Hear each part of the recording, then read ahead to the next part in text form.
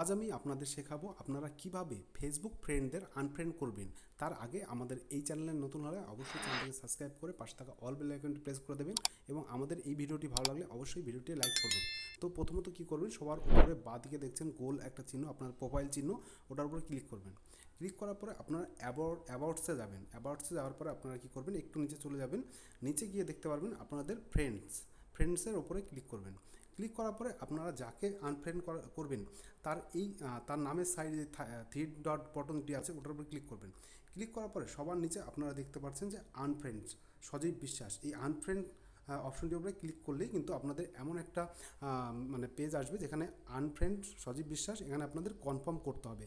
Confirm করলেই কিন্তু এই দেখতে পাচ্ছেন সজীব বিশ্বাস বলে যে ছেলেটি আমার ফেসবুকে ছিল, সে কিন্তু আনফ্রেন্ড হয়ে গেল।